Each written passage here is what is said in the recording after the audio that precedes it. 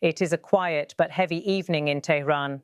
The skyline glows orange under the haze, and from the marble halls of the Foreign Ministry, the tone of Iran's diplomacy shifts once again. Cameras roll. The nation's top diplomat, Abbas Araghchi, steps up to the podium. His expression is calm, but the tension beneath his words is unmistakable. He begins with a declaration that resounds far beyond Iran's borders. There is absolutely no trust in the Zionist regime. That single sentence, carried live on state television, sets the tone for a speech that casts deep doubt on the Gaza ceasefire signed only a day earlier. To the Iranian government, the truce, brokered by Washington and supported by Qatar, Egypt and Turkey, is little more than a fragile pause.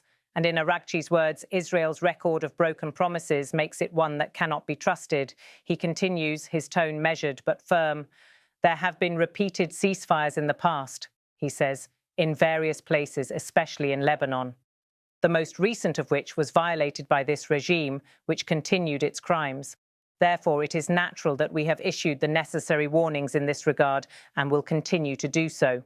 In Tehran, such statements are not new, yet their timing is critical. Only 24 hours earlier, gunfire in Gaza had ceased after 2 relentless years of war that left tens of thousands dead and entire neighborhoods reduced to rubble. The ceasefire, marketed by the Trump administration as the centerpiece of its 20-point Gaza peace plan, was supposed to mark a turning point.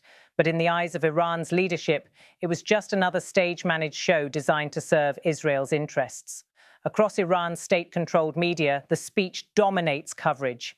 Analysts and commentators echo the minister's words, insisting that Israel has used every previous ceasefire as a tactical delay. To them, history offers proof. The 2006 war in Lebanon, the 2014 Gaza conflict, the countless truces that dissolved into new waves of destruction. Each is invoked as evidence of betrayal, as if the past itself were testifying before the world. Araghchi's warning is both political and symbolic. Politically, it reaffirms Tehran's unwavering hostility toward Israel, a cornerstone of its regional identity since the 1979 revolution. Symbolically, it sends a message to Iran's allies and adversaries alike. Iran will not legitimize any peace deal that does not confront what it sees as the root of regional instability, the existence of Israel itself. Meanwhile, in Gaza, the ceasefire's first full day passes with cautious silence. Israeli forces have begun partial withdrawals, and humanitarian convoys crawl through checkpoints lined with rubble. Families step out of shelters for the first time in months. Children, dusty and barefoot, chase the sound of relief trucks. Yet the fear lingers. The last war cost more than 60,000 Palestinian lives. Few in Gaza believe that the ceasefire will hold, and Araghchi's words echo their skepticism. For the Trump administration, the challenge is immediate. The deal, negotiated over months by Secretary of State Marco Rubio and U.S. envoy Jared Kushner, was meant to be the defining diplomatic achievement of Trump's second term. Phase 1 called for a full ceasefire and a limited Israeli withdrawal. Phase 2 was to bring reconstruction under international supervision, and Phase 3, the most controversial of all, demanded the disarmament of Hamas. But Iran's foreign ministry dismisses the plan outright. Officials describe it as an American illusion of peace, arguing that it prioritizes Israel's security over Palestinian sovereignty. Araghchi's remarks reinforce that rejection, warning that Tehran will continue to issue necessary alerts against any attempt to normalize relations with what he calls an occupying power. Inside Iran, the reaction is predictably divided along political lines. Hardliners hail Araghchi's statement as an act of courage, a refusal to bow to Western pressure. Reformists, however, quietly question the cost of perpetual defiance. They warn that Iran's isolation, deepened by sanctions and internal economic struggles, leaves little room for confrontation. Yet even they stop short of challenging the minister directly. In times like these, few voices dare to oppose the official narrative. On the streets of Tehran, the issue feels distant but personal. Taxi drivers, shopkeepers and students gathered in cafes discuss the speech as if dissecting a national ritual. Some nod in approval, proud that their government stands firm. Others sigh, weary of endless conflict and slogans. But all agree on one thing: Israel and Iran are locked in a cycle that neither can escape.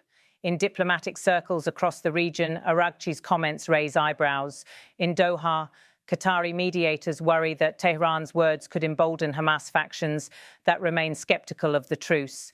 In Cairo, Egyptian officials urge restraint, fearing that one wrong move could collapse the fragile arrangement they helped broker. Even in Ankara, where Turkey has worked closely with both Washington and Tehran, officials express quiet concern that Iran's open distrust could poison the atmosphere before reconstruction even begins. Washington's reaction, meanwhile, is restrained but pointed. A State Department spokesperson avoids naming Iran directly, saying only, "All parties must act in good faith and honor their commitments." Behind the scenes, American officials acknowledge the challenge. Without Iran's cooperation, peace in Gaza may never stabilize. Tehran's influence over groups like Palestinian Islamic Jihad and Hezbollah ensures that any truce carries a built-in risk. Araghchi himself is well aware of this leverage.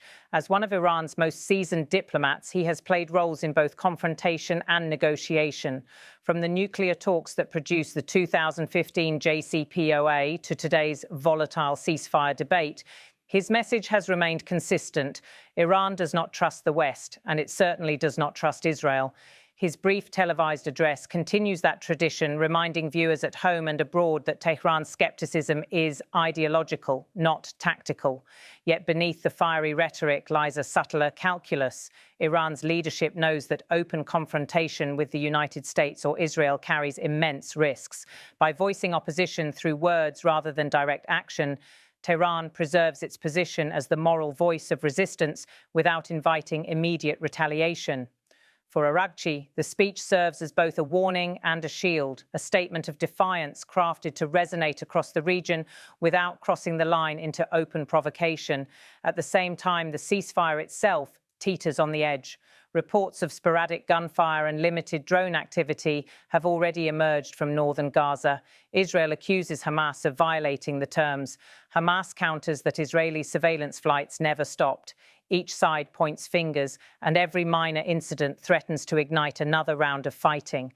Against this backdrop, Araghchi's remarks feel less like commentary and more like prophecy. Across the Arab world, reactions are mixed. Hezbollah in Lebanon echoes Iran's tone, declaring that it too does not trust Israel to uphold the truce. In contrast, Egypt's Al-Ahram newspaper warns that such rhetoric could sabotage months of delicate diplomacy. Gulf commentators, particularly in Saudi Arabia and the UAE, accuse Iran of undermining regional stability for political gain. Yet Tehran appears unmoved. To the Iranian establishment, distrust is not a strategy, it is survival. Analysts point out that this skepticism is deeply rooted in Iran's historical memory. During the Iran-Iraq War of the 1980s, Tehran felt abandoned by much of the world. Since then, mistrust has become the cornerstone of its foreign policy. Every ceasefire broken, every promise unkept, reinforces that worldview. Araghchi's reference to Lebanon, where ceasefires often crumbled within days, is not simply a historical note, it is a statement of doctrine. Back in Gaza, ordinary Palestinians are too exhausted to care about geopolitics. They focus on rebuilding what little remains. In makeshift camps, families share water and bread, hoping the lull in fighting will last longer than the previous ones. For them, Araghchi's words ring true but distant, a reflection of their own lived experience of broken promises, voiced by a distant ally. In Jerusalem, Israel's foreign ministry swiftly responds, calling the Iranian statement baseless and inflammatory. Officials accuse Tehran of trying to derail peace efforts and embolden militant factions. Israeli analysts on national television dismiss Araghchi's speech as propaganda, claiming that Iran fears stability in Gaza would weaken its regional influence. The exchange adds another layer to an already combustible dynamic between the two countries. Meanwhile, Western think tanks parse every word of the Iranian broadcast. Some interpret it as a routine reaffirmation of Iran's hostility. Others see a deeper message that Tehran is testing Washington's resolve. If the United States remains silent, Iran gains rhetorical ground. If it retaliates with strong words, it risks escalating a diplomatic standoff. Either way, Araghchi's calculated delivery keeps Tehran at the center of the narrative. The timing of the speech also matters. It comes as Iran faces renewed international scrutiny over its nuclear program and regional activities. By shifting attention to Gaza, Araghchi redirects the global conversation from centrifuges to ceasefires, from sanctions to solidarity. It is a classic maneuver of Iranian diplomacy, turning vulnerability into defiance. Inside the hall where the speech was delivered, applause breaks out as Araghchi steps down.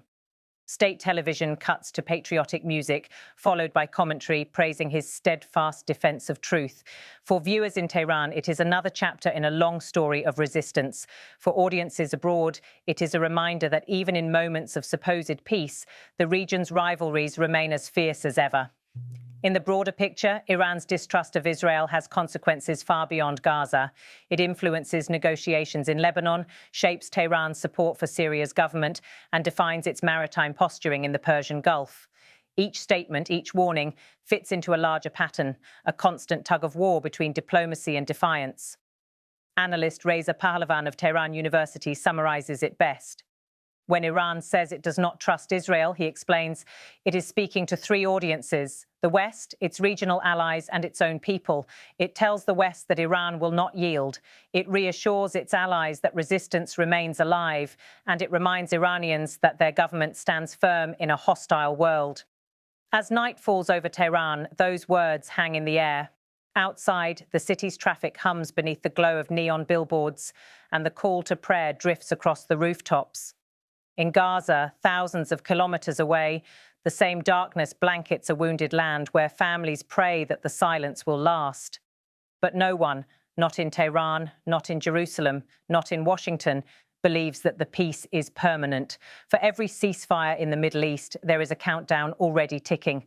And for Abbas Araghchi, Iran's veteran diplomat and foreign minister, the warning he delivered tonight will serve as both record and prophecy. There is absolutely no trust in the Zionist regime. The broadcast fades, leaving only the image of Araghchi standing behind the podium, the Iranian flag at his back, and the words that will echo far beyond this moment. In a region scarred by wars and wary of promises, his voice is not merely one of defiance. It is a reflection of a truth that has shaped the Middle East for generations. In the pursuit of peace, distrust remains the only constant. There is absolutely no trust in the Zionist regime. There have been repeated ceasefires in the past in various places, especially in Lebanon. The most recent of which we saw was violated by this regime, which continued its crimes. Therefore, it is natural that we have issued the necessary warnings in this regard and will continue to do so.